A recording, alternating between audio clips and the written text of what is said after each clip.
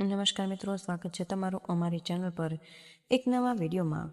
જે પતિ પત્ની આ એક ચીજ આપે છે તે ક્યારે ગરીબ રહેતા જ નથી। એકવાર માતા લક્ષ્મી ભગવાન વિષ્ણુને કહે છે કે હે પ્રભુ, એક પત્નીએ પોતાના પતિ પાસે સૌથી વધારે કઈ વસ્તુની અપેક્ષા રાખી? જ્યારે એક કન્યા લગ્ન કર્યા બાદ તેની સાસરેમાં જાય તો તેના સાસરિયાવાળાથી તથા તેના પતિથી સૌથી વધારે કઈ ચીજની અપેક્ષા રાખે છે? જે સોનું, ચાંદી, ઘરેણાં, વસ્ત્ર અને ભોજનથી પણ વધારે મહત્વપૂર્ણ હોય છે। ત્યારે ભગવાન વિષ્ણુ કહે છે કે હે દેવી લક્ષ્મી, તમે ખૂબ જ ઉત્તમ પ્રશ્ન કર્યો છે। તમારા આ પ્રશ્નમાં સંસારની સમસ્ત સ્ત્રીઓનું કલ્યાણ છુપાયેલું છે અને તમારો આ અત્યંત મહત્વપૂર્ણ પ્રશ્નનો ઉત્તર દેવી નંદની કથામાં છુપાયેલો છે। ત્યારે માતા લક્ષ્મી કહે છે કે હે પ્રભુ, આ દેવી નંદિની કોણ છે અને તેમના આચાર વિચાર કેવા હતા? હું કેવી દેવી નંદનીના વિષયમાં જાણવા માટે અતિ ઉત્સુક છું। કૃપા કરીને તમે મને દેવી નંદનીની વિસ્તારપૂર્વક કથા સંભળાવવાનું કૃપા કરો। ત્યારે ભગવાન વિષ્ણુ કહે છે કે હે દેવી લક્ષ્મી, નંદની ગુણવાન, મનોકામનાને પૂર્ણ કરનાર એક ગાય હતી। માત્ર નંદિનીનું નામ પોતાના મુખથી લેવા માત્રથી જ પાપોનો નાશ થઈ જાય। દેવી નંદની આ મહાન કથા સાંભળવા માત્રથી મનુષ્યના સમસ્ત દુઃખોનો નાશ થાય છે અને સુખ સમૃદ્ધિ પ્રાપ્ત થાય। નંદની મહાન, પુણ્યવાન તથા સમસ્ત મનોરથ પૂર્ણ કરનાર સાક્ષાત દેવી છે। તેથી આજે હું તમને આ મહાન નંદની કથા સંભળાવું છું। તેથી તમે આ કથાને ધ્યાનપૂર્વક અંત સુધી અવશ્ય સાંભળજો। ત્યારે માતા લક્ષ્મી કહે છે કે હે પ્રભુ, આજે મારું ખૂબ જ સૌભાગ્ય છે કે તમારા મુખથી મને દેવી નંદનીની કથા સંભળાવવા મળી રહી છે। હું કથાને અંત સુધી અવશ્ય સાંભળીશ। તો મિત્રો, આજની આ પવિત્ર કથા શરૂ કરીએ તે પહેલાં તમને વિનંતી છે કે આજના વિડીયોમાં અંત સુધી જોડાયેલા રહેજો અને વિડીયોને એક લાઈક કરી દેજો। અને મિત્રો, જો તમે પણ ઈચ્છો છો કે માતા લક્ષ્મીના આશીર્વાદ સદાય તમારી પર બન્યા રહે તો મિત્રો, અમારી ચેનલને સબસ્ક્રાઈબ કરવાનું બિલકુલ ભૂલશો નહીં અને કમેન્ટ બોક્સમાં સાચી શ્રદ્ધાથી જય માં લક્ષ્મી જરૂરથી લખી દેજો। કથા શરૂ કરતા ભગવાન વિષ્ણુ કહે છે કે હે દેવી લક્ષ્મી, પ્રાચીન કાળમાં પૃથ્વીલોક પર ચંદ્રસેન નામનો પ્રસિદ્ધ એક મહાબલી રાજા રાજ્ય કરતો। એક દિવસ મહારાજ ચંદ્રસેન રથમાં બેસી શિકાર કરવા માટે જાય છે। જંગલમાં શિકારની શોધમાં રાજા અહીં તહીં ભટકી રહ્યો હતો। ત્યારે જ તેને જંગલમાં ઝાડીઓની વચ્ચે એક હરણી જોવા મળે છે। રાજાએ તરત જ તેનું બાણ કાઢ્યું અને તે હરણી ઉપર તેનું બાણ ચલાવી દીધું। બાણ વાગતાની સાથે જ હરણી ઘાયલ થઈ ગઈ અને તે ઘાયલ અવસ્થામાં નીચે પડી અને ચારે બાજુ તે જોવા લાગી। તે જ સમયે તેની નજર મહારાજ ચંદ્રસેન પર પડી। રાજાના હાથમાં ધનુષ જોઈને હરણી બોલવા લાગી, અરે દુષ્ટ, આ તે શું કરી દીધું? તારું આ કામ પાપથી ભરેલું છે। હું નિર્ભય થઈને આ વનમાં મારા બચ્ચાને દૂધ પીવડાવવા આવી રહી હતી અને આવી અવસ્થામાં તે મૂર્છ અપરાધ હરણી પર તારું બાણ ચલાવી દીધું। તું ખૂબ જ નિર્દય અને ક્રૂર છે। શાસ્ત્ર કહે છે કે બાળકને સ્તનપાન કરાવતી સ્ત્રીની તરફ જોવું મહાપાપ હોય અને તે તો મારી હત્યા કરવાની ચેષ્ટા કરી। હવે મારા મૃત્યુ પછી મારા બાળકોનું શું થશે? તેમની રક્ષા કોણ કરશે? હે નિર્દય રાજા, હું તારા આ પાપ માટે તને શ્રાપ આપું છું કે તું આ જ ક્ષણે કાચું માંસ ખાવાવાળો વાઘ બની જાય અને હવેથી તું આ વનમાં ભટક્યા કરીશ। હરણીનો શ્રાપ સાંભળતાની સાથે જ તે મહારાજ ચંદ્રસેન ગભરાઈ ગયો અને પરસેવો છૂટી ગયો। તે રાજાને હરણી પાસે ક્ષમા યાચના કરવા લાગ્યો અને રાજા તે હરણી પાસે બેસીને હાથ જોડી પ્રાર્થના કરવા લાગે છે, મને માફ કરી દો। હું નહોતો જાણતો કે તું તારા બાળકોને દૂધ પીવડાવવા આવી રહી છે। મેં અજાણતા જ તારી હત્યા કરવાની ચેષ્ટા કરી છે। કૃપા કરીને મારી આ ભૂલને તમે ક્ષમા કરી દો અને મને આ શ્રાપમાંથી તમે મુક્ત કરો। ઉપાય જણાવ્યા પછી તે હરણી કહેવા લાગી કે હે રાજન, આજથી 100 વર્ષ વીતી ગયા બાદ આ વનમાં નંદની નામની એક ગાય આવશે અને તે જ તને આ પાપથી મુક્તિ અપાવશે। પછી રાજા તરફ જ એક વાઘના રૂપમાં બદલાઈ ગયો અને તે વાઘનો આકાર ખૂબ જ મોટો અને ભયાનક હતો। તે વાઘ તે વનમાં રહેવા લાગ્યો અને જંગલમાં પ્રાણીઓ તથા મનુષ્યને મારીને તે ખાવા લાગ્યો અને તે વાઘ પોતાની નિંદા કરતા પોતાની જાતને કહેતો કે હવે હું ફરીથી ક્યારે મનુષ્યનું શરીર ધારણ કરી રહીશ. એ વિચારતો હતો કે વાઘની યોનિમાં રહીને હું પુણ્યનું એક કામ કરી શકીશ નહીં અને એકમાત્ર હિંસા જ મારી વૃત્તિ છે અને આ કારણે તો મને સદાય દુઃખ જ પ્રાપ્ત થતું રહેશે. આ પ્રકારે ધીમે ધીમે વનમાં રહેતા 100 વર્ષ વીતી ગયા. ત્યારે તે જંગલમાં એક દિવસે ગાયોનું એક ખૂબ જ મોટું ઝુંડ આવ્યું અને તે જંગલમાં ઘાસ અને પીવાના પાણીની વિશેષ સુવિધા હતી. તેના કારણે તે ગાયો ત્યાં ચરવા આવી હતી અને આ ગાયોના ઝુંડમાં એક ખૂબ જ સુંદર તથા સંતુષ્ટ રહેવાવાળી ગાય હતી અને જેનું નામ નંદની હતું અને તે નંદની જ તે ગાયના ઝુંડનું પ્રમુખ ગાય હતી. સૌથી આગળ નિર્ભય થઈને ચાલ્યા કરતી.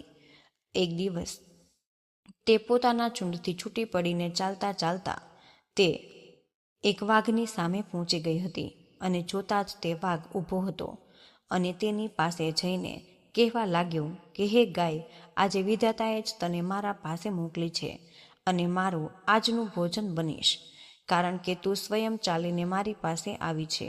તે વાઘના રૂવાટા ઊભા કરી તેવા વચન સાંભળીને ગાયને તેના વાછડાને યાદ આવવા લાગી અને તે રડતા રડતા તેના વાછડા માટે પુકાર કરવા લાગી. ગાયને રડતા જોઈને તે વાઘ બોલ્યો, અરે ગાય, તું કેમ રડે છે? આ સંસારના તમામ પ્રાણીઓને તેમના કર્મનું ફળ ભોગવવું પડે અને તું પોતે જ ચાલીને મારી પાસે આવી છે. એનો મતલબ કે તે આજે તારી મૃત્યુ નિશ્ચિત છે, પછી તું વ્યર્થ શા માટે શોક કરી રહી છે? તે વાઘની વાત સાંભળી નંદની ગાય વાઘને કહેવા લાગી કે તને મારા નમસ્કાર છે. હું જાણું છું કે તારી પાસે આવેલા કોઈ પણ પ્રાણીની રક્ષા અસંભવ છે. હું મારા જીવન માટે શોક નથી કરતી. મારી મૃત્યુ આજે નહીં તો કાલે એક દિવસ થવાની જ છે. પરંતુ હે વાઘ, થોડા સમય પહેલાં જ મેં એક વાછરડાને જન્મ આપ્યો અને આ મારું પહેલું વાછરડું હોવાના કારણે મને ખૂબ જ પ્રિય છે અને મારું વાછરડું અત્યારે મારું દૂધ પીને જીવન ચલાવે છે. ઘાસ તો તે ખાઈ શકતું જ નથી અને તે આ સમયે ઘરમાં બંધાયેલું છે અને ભૂખથી પીડિત થઈને મારી રાહ જોઈ રહ્યો છે અને તેના કારણે જ મને શોક થઈ રહ્યો છે. મારા ન હોવા પર મારું વાછરડું કેવી રીતે તેનું જીવન વ્યતીત કરશે? હું પુત્ર મોહથી વંચિત છું અને તેને દૂધ પીવડાવવા માંગુ છું. તું મને થોડી વાર માટે જવા દે. હું મારા વાછરડાને દૂધ પીવડાવીને પ્રેમથી તેનું મસ્તક ચાટીને પછી કંઈક ઉપદેશ આપીને મારી સખીઓ પાસે તેની રક્ષા કરવાનું વચન લઈને તારી પાસે પાછી આવીશ. ત્યારબાદ તું મને ઈચ્છા અનુસાર ખાઈ લેજે. જો હું પાછી ન આવું તો મને તે જ પાપ લાગશે જે માતા પિતાનો વધ કરવાથી લાગે છે, જે સૂતેલા પ્રાણીને મારવાથી લાગે અને એકવાર કન્યાદાન કર્યા બાદ બીજાને આપવાથી જે પાપ લાગે છે તે જ પાપ મને લાગશે અને આ જ પાપના ડરના કારણે હું પાછી ફરીને જરૂર આવીશ. નંદની ગાયની આવી પ્રતિજ્ઞા સાંભળીને વાઘને તેના પર વિશ્વાસ આવી ગયો અને તે બોલ્યો કે હે ગાય, તારા આ વચન પર મને પૂરો વિશ્વાસ છે, પરંતુ અમુક લોકો કહે છે કે પ્રાણ સંકટમાં પડવા પર વિવાહમાં અને ગાયને સંકટથી બચાવવા માટે જે પ્રતિજ્ઞા લેવામાં આવે તે તોડવા પર પાપ નથી લાગતું. પરંતુ તું આ વાતો પર વિશ્વાસ ન કરતી, કારણ કે આ સંસારમાં ઘણા એવા લોકો હોય કે જે મૂર્ખ હોય તો પણ પોતાને પંડિત કહે છે. તારી બુદ્ધિને ભ્રમમાં નાખી દેશે, જેમના ચિત્ત મન પર અજ્ઞાનનો પડદો પડેલો હોય. મનુષ્ય તર્ક લગાવીને તને શપથ તોડવા માટે કહેશે, પરંતુ તું તારા વચનનું પાલન કરજે. ત્યારે તે નંદની ગાય કહેવા લાગી કે હે વાઘ, તારું કથન સત્ય છે અને હું મારા વચનનું પાલન અવશ્ય કરીશ. પછી તે વાઘે કહ્યું કે હે ગાય, હવે તું જા, તારા પુત્રને મળીને દૂધ પીવડાવીને જલ્દી પાછી આવજે. નંદની ગાય તે વાઘની આજ્ઞા લઈને ત્યાંથી ચાલી ગઈ અને તેના મુખ પર આંસુઓની ધારા વહી રહી હતી. ખૂબ જ દુઃખ ભાવથી કાપી રહી હતી અને તેના હૃદયમાં ખૂબ જ દુઃખ હતું. જેવી જ તે ઘરે પહોંચી તેના વાછરડાની પુકાર સાંભળી દોડીને તેના વાછરડા પાસે પહોંચી ગઈ અને આંસુ વહેવા લાગ્યા. પોતાના માતાને આ રીતે રડતા જોઈને વાછરડું બોલ્યું કે હે માતા, આજે તું આટલી ડરેલી કેમ છે? શું થયું? પછી નંદની ગાય બોલી કે બેટા, તું સ્તનપાન કરી લે, આ મારી અંતિમ ભેટ છે. આજ પછી તને મારી માતાના દર્શન નહીં થાય. આજે એક દિવસ મારું દૂધ પી લે, કારણ કે પાછું ફરીને જવાનું છે. હું વાઘને વચન આપીને આવી છું, તેથી ભૂખથી પીડિત તે વાઘ મારું જીવન અર્પણ કરવાનું છે. ત્યારે વાછડું બોલ્યું કે માં, તું જ્યાં જવા માંગે છે ત્યાં હું પણ તારી સાથે આવીશ. તારા વગર હું કેવી રીતે જીવી શકું? તારી સાથે મારું પણ મરી જવું સારું છે, કારણ કે જો તું મારી સાથે નહીં હોય તો હું એકલો પણ મરી જઈશ. અને જો વાઘ તારી સાથે મને પણ મારી નાખશે તો નિશ્ચિત રૂપથી મને પણ ઉત્તમ ગતિ મળશે, જે એક માતૃભક્ત પુત્રને મળે છે. તેથી હું તારી સાથે અવશ્ય આવીશ. માતાથી વિખૂટા પડેલા બાળકનું જીવન ખૂબ જ દુષ્કર બની જાય. દૂધ પીતા બાળક માટે માતા સમાન સંસારમાં બીજું કોઈ નથી. માતાના સમાન રક્ષક, માતાના સમાન સ્નેહ, માતા સમાન સુખ તથા દેવતા આ લોકમાં તો શું, પરલોકમાં પણ નથી. પછી તે નંદની ગાય કહેવા લાગી કે બેટા, મારી મૃત્યુ તો નિયતિ છે. તું મારી સાથે ન આવીશ, કારણ કે વિધાતાએ જેના ભાગ્યમાં જે લખ્યું તે થઈને જ રહે. અને હું અંતિમ એક વાત કહેવા માંગુ છું કે મારા વચનોનું પાલન કરતો રહેજે. આજ મારી અંતિમ ઈચ્છા કે ભવિષ્યમાં ક્યારે પણ એવી ઘાસ ચરવા માટે ન જતો કે જેનું સ્થાન કોઈ દુર્ગમ જગ્યાએ હોય, કારણ કે લોભ કરવાથી સર્વનાશ થઈ જાય, અને લોભના કારણે જ વિજ્ઞાન પુરુષો પણ ભયંકર પાપ કરી બેસે છે. અને દરેક વ્યક્તિ વિશ્વાસ પણ ક્યારેય ન કરતો. લોભ, પ્રમાદ અને દરેક વ્યક્તિ પર વિશ્વાસ કરવો પણ આ 3 કારણોથી પ્રાણીનો નાશ થઈ શકે છે. આ 3 દોષોનો પરિત્યાગ કરવો જોઈએ. બેટા, જેણે એકવાર વિશ્વાસ તોડી દીધો એના પર ક્યારેય પણ વિશ્વાસ ન કરવો જોઈએ. અને જેના પર ખૂબ જ તમે ભરોસો હોય તેના પર ક્યારેય પણ આંખ બંધ કરીને વિશ્વાસ બિલકુલ ન કરવો, કારણ કે બીજા ઉપર વિશ્વાસ કરવાથી ભય ઉત્પન્ન થાય છે અને વિશ્વાસ કરવા વાળાનો નાશ થઈ જાય છે. બીજાઓ તો ઠીક, પણ પોતાના શરીરનો પણ વિશ્વાસ ન કરવો જોઈએ, કારણ કે આ પણ ક્યારેય સાથ છોડી જાય એનો કોઈ ભરોસો નથી. તું ધર્મનું ચિંતન કરજે. મારા મૃત્યુ પછી ગભરાતો નહીં, કારણ કે તે એકના એક દિવસે તો બધાનું મૃત્યુ નિશ્ચિત છે.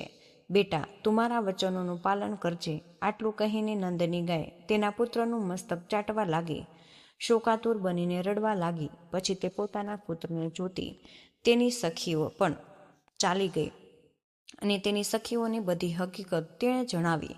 પછી નંદની ગાય કહેવા લાગી કે મેં જાણતા અજાણતા તમને કોઈ અપ્રિય વાત કહી દીધી હોય અથવા કોઈ અપરાધ કર્યો હોય તો તેના માટે મને તમે ક્ષમા કરી દેજો. મારા ગયા બાદ પુત્ર પર હંમેશા ક્ષમાભાવ રાખજો, અને મારું વાછડું અનાથ અને વ્યાકુળ છે તેની રક્ષા કરજો. હું તેને સોંપીને જાઉં છું. તમારા પુત્રની જેમ જ તેનું પાલન પોષણ કરજો. નંદની ગાયની વાત સાંભળીને તેની સખીઓ ખૂબ જ દુઃખી થઈ, અને બધી જ સખીઓ આશ્ચર્યચકિત થઈને તેને કહેવા લાગી, ખૂબ જ મોટા આશ્ચર્યની વાત તો એ છે કે વાઘના કહેવા પર સત્યવાદી નંદની ફરીથી તે ભયંકર વાઘ પાસે જવા માંગે છે. પોતાના પ્રાણ બચાવવા માટે સત્યનો ત્યાગ કરવો જોઈએ અને શત્રુનો દગો આપવો જોઈએ. તેની સખીઓ તેને કહેવા લાગી કે હે નંદની, પોતાના વાછડાને છોડીને તારે ત્યાં ન જવું. સત્યના લોભથી વાઘ પાસે જઈ રહી છે, પરંતુ આ તું અધર્મ કરી રહી છે. આ વિષયમાં ધર્માત્મા ઋષિમુનિઓ પણ વાત કરી કે પ્રાણ ઉપર સંકટ આવવા પર વચનનું પાલન ન કરવાથી પાપ લાગતું નથી. જો તું જૂઠું બોલીને પ્રાણીઓની રક્ષા થઈ શકતી હોય તો તે અધર્મ નહીં, ધર્મ જ કહેવાય. ત્યારે નંદની કહે છે કે હું બીજાઓના પ્રાણ બચાવવા માટે અસત્ય બોલી શકું છું, પરંતુ પોતાના પ્રાણની રક્ષા કરવા માટે જૂઠું નથી બોલી શકતી. આ તો અધર્મ છે. કોઈ પણ જીવ એકલો જ ગર્ભમાં આવે છે અને એકલો જ મરે છે. એકલા જ તેનું પાલન પોષણ થાય છે, અને તે એકલા જ સુખ અને દુઃખ ભોગવે. તેથી હું સદાય સત્ય જ બોલીશ, કારણ કે સત્ય પર સંસાર ટકેલો છે. સત્યના કારણે સમુદ્ર તેની મર્યાદાનું ઉલ્લંઘન નથી કરતો. સ્વર્ગ, ધર્મ તથા મોક્ષ બધું જ સત્યના માર્ગ પર ચાલીને જ પ્રાપ્ત કરી શકાય. જે વચન તોડે છે તે પોતાના તમામ પુણ્ય કર્મ નષ્ટ કરી નાખે. સત્ય જ અર્થાત જળથી ભરાયેલું તીર્થ છે, અને જે કોઈ તે તીર્થમાં સ્નાન કરે તે તમામ પાપથી મુક્ત થઈને પરમગતિને પ્રાપ્ત કરે છે. 1000 અશ્વમેઘ યજ્ઞ અને સત્યવચન આ બંનેનો જો ત્રાજવા પર તોલવામાં આવે તો સત્યનું ત્રાજવું હંમેશા ભારે જ હોય. સત્ય જ ઉત્તમ તપ છે અને સત્ય જ ઉત્કૃષ્ટ શાસ્ત્ર જ્ઞાન છે. સંપૂર્ણ આશ્રયમાં સત્યનો આશ્રય શ્રેષ્ઠ મનાય છે.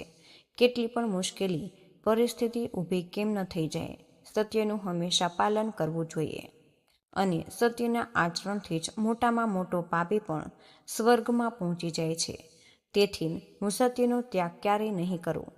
નંદની ગાય આવા વચનો સાંભળીને સખીઓ કહેવા લાગે કે નંદની, તું તો જગતના સંપૂર્ણ દેવતાઓ અને દૈત્યો દ્વારા નમસ્કાર કરવાને યોગ્ય છે, કારણ કે તું પરમ સત્યનો આશ્રય લઈને તારા પ્રાણોનો પણ ત્યાગ કરી રહી છે, જેનો ત્યાગ કરવો ખૂબ જ કઠિન હોય.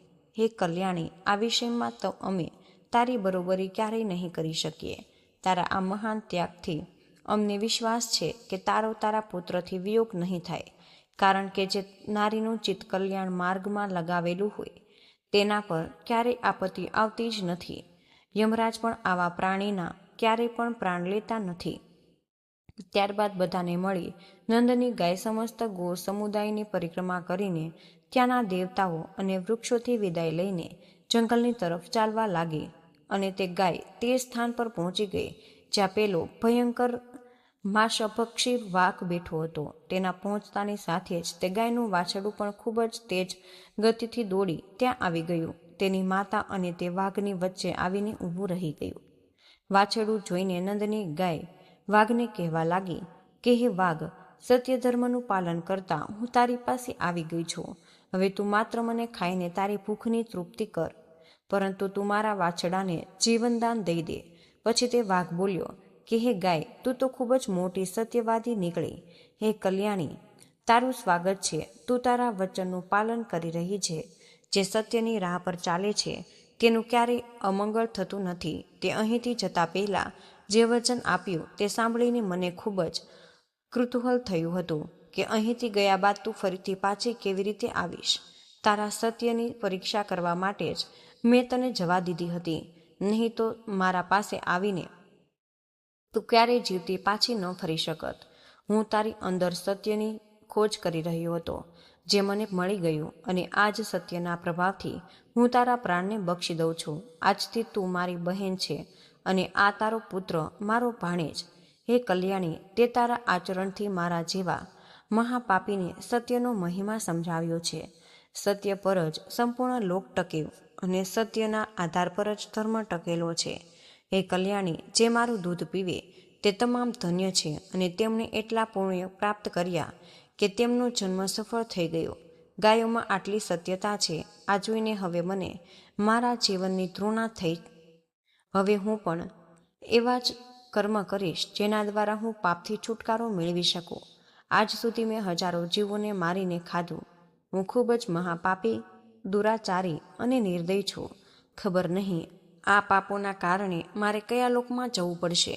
બહેન, આ પાપથી શુદ્ધ થવા માટે કઈ તપસ્યા કરવી જોઈએ તેના વિશે તું મને જણાવ. પછી તે નંદની ગાય બોલી કે હે વાઘ, વિદ્વાન પુરુષો સતયુગમાં તપની પ્રશંસા કરે અને ત્રેતાયુગમાં જ્ઞાનની તથા દ્વાપર યુગમાં યજ્ઞને ઉત્તમ કહેવાય અને કળયુગમાં એકમાત્ર દાનને શ્રેષ્ઠ માનવામાં આવે છે. તમામ દાનોમાંથી એક જ દાન સર્વશ્રેષ્ઠ છે અને તે છે સમસ્ત પ્રાણીઓને અભયદાન આપવું. આનાથી વધીને બીજું કોઈ દાન નથી. જો કોઈ સમસ્ત પ્રાણીઓને અભયદાન આપે છે તે તમામ પ્રકારના પાપોથી મુક્ત થઈને પરમ બ્રહ્મને પ્રાપ્ત થઈ જાય.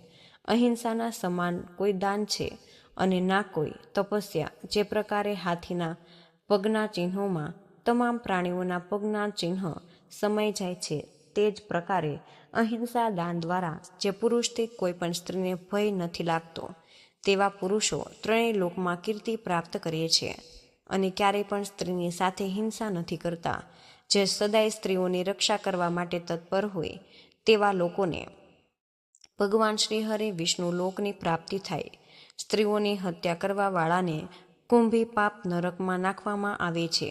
તેથી દરેક પુરુષનું આ કર્તવ્ય હોય કે તે પોતાની પત્નીની રક્ષા કરે અને તેને અભયદાન આપે.